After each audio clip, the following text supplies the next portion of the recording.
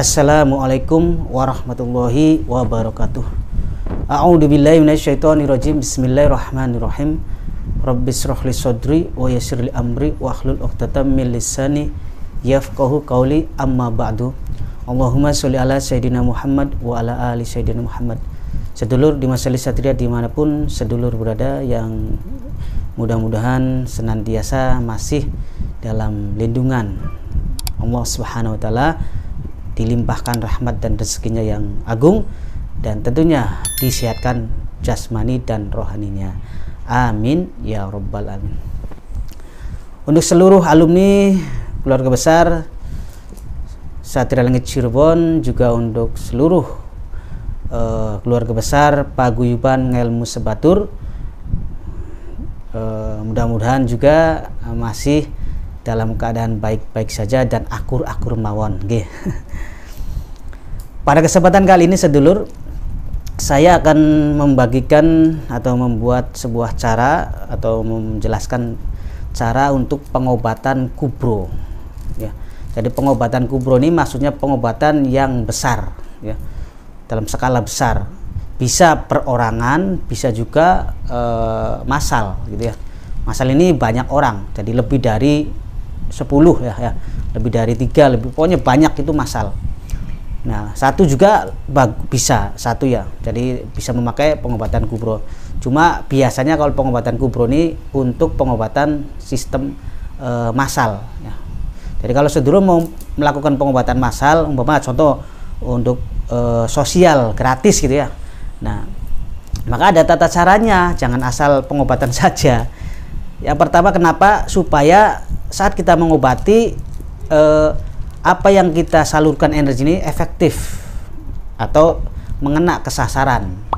Kedua, kitanya juga tidak drop, kondisi kita tidak drop. Nanti kalau banyak orang kan nanti kalau asal pengobatan nggak dirinci, nggak dipikir matang-matang, nanti drop kitanya. Bukannya kita mau mengobati malah kita yang drop. Terus ketiga, supaya tajrib juga, supaya dikabul oleh Allah Subhanahu wa taala apa yang kita syariatkan, ikhtiarkan, ya, menjadi sesuatu yang bermanfaat dan bisa sembuh orang yang terkena penyakitnya, gitu. Dan saya tekankan di sini, dalam sistem pengobatan baik yang perorangan maupun yang kubro ini, pegangan kita jangan pernah menjanjikan kesembuhan. Ya, ingat, jangan pernah menjanjikan kesembuhan kepada pasien, kepada orang yang kita obati. Tapi kita menjanjikan atau mensugestikan, menyemangati orang yang sakit ini, insya Allah jika sedulur yakin, gitu kan, yakin dengan kekuasaan Allah Subhanahu wa taala, maka penyakit apapun akan bisa disembuhkan. Jadi jangan pernah menjanjikan kesembuhan kepada siapapun. Kemudian bagaimana untuk tata cara dalam pengobatan kubro ini? Saat kita mengobati seseorang, ambil jam-jam ganjil. Dan cara pengobatan ini baik pengobatan melalui ilmu apapun, ya, itu ambil jam-jam ganjil, ya. Nah, kalau di sini di tutorial ini saya menggunakan ilmu keramat kasbuhan bledek megalamat, ada di bab pengobatan kubro itu, ya. Bagi yang sudah memiliki, bagi yang belum memiliki ya pakai ilmu yang lain, nggak apa-apa. Nah, kalau ini khusus untuk yang sudah memiliki bledek megalamat. Nah, itu. Jadi ambil jam atau waktu ganjil, bisa jam 1, jam 3, jam 5, ya, jam 7, jam 9, intinya yang ganjil, jangan jam genap. Itu yang pertama. Yang kedua, kondisi kita juga harus jangan sakit, harus fit, 100% fit. Nggak boleh kita lagi sakit mengobati, itu bahaya, ya, bahaya. Tuh, jadi kalau kita dalam kondisi sakit nggak boleh mengobati orang, harus 100% fit kondisinya. Selanjutnya, sebelum kita melakukan pengobatan, contoh kita bisa menggunakan medianya air atau menggunakan media herbal yang ada, kita akan buat media. itu kita harus ya baca dulu, atau sedulur harus baca dulu kunci ilmunya.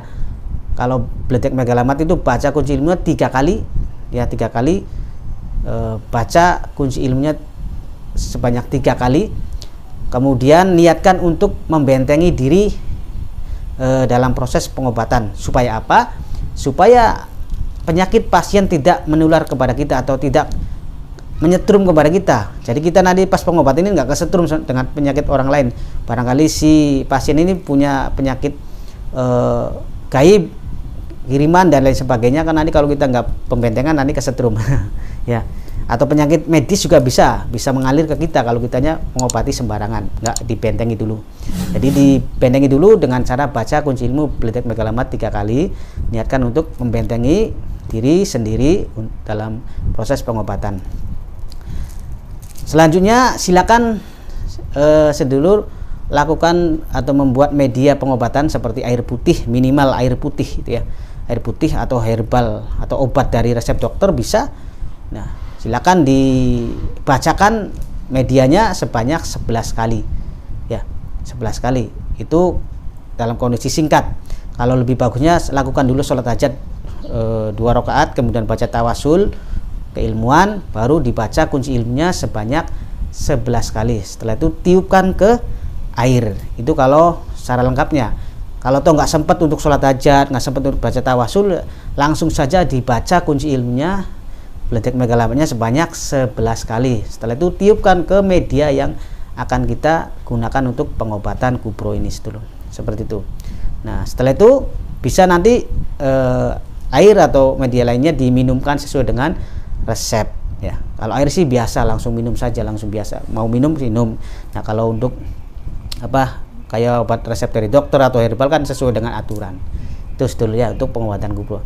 Nah, selain dengan media, kita juga bisa membantu atau menggunakan teknik pembuangan langsung melalui menarik penyakitnya atau membuang energi penyakit negatifnya dengan tangan kita. Bisa di bagian sakit, baca kunci ilmunya gitu 11 kali, terus kita tarik ya, niatkan untuk menarik penyakit, terus kita buang ya, masukkan ke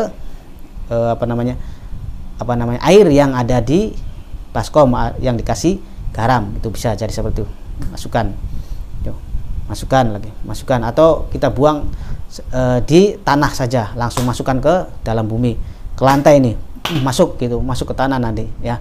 Kalau nggak ada media air sama garamnya, garam kasarnya, kalau langsung ke tanah masuk penyakitnya. Atau kita transfer ke telur bisa ya. Yang penting jangan transfer ke hewan yang masih sehat saja, kasihan ya. Kalau saya sih nggak suka ya, walaupun ada ilmu seperti itu ya, ada di PM juga mentransfer ke hewan itu, tapi saya lebih nggak suka karena termasuk kasihan orang, hewannya udah sehat kalau dikasih penyakit gitu. Maka saya transfer lebih ke telur, kan telur sih ibarat bisa dipecah kan gitu, nanti bisa lewat telur bisa ditransfer itu, atau ditaruh ke batu bisa ya, taruh ke tanah pokoknya. Yang penting jangan dilempar asal aja, nanti ada yang ketempelan, bahaya. Orang lagi nguap dilempar penyakit masuk kan gitu. Lucu dan ya. Jangan ya dulu ya. Jadi harus dibuang. Dan yang lebih praktis itu di baskom, kasih air biasa, air sumur atau air keran, pam, dikasih garam. Nah, nanti masukkan itu. Nah, air bekasnya nanti habis pengobatan ini dibuang ke air yang mengalir itu dulu. Seperti itu untuk pengobatan kubro dengan ilmu keramat kesembuhan Bledek Megalamat. Dan ikhtiar ini tentunya tidak dilakukan hanya sekali saja, dilakukan beberapa kali sampai kondisi pasien sembuh total ya. Jadi nggak ada yang namanya kesembuhan itu langsung diobati langsung sembuh.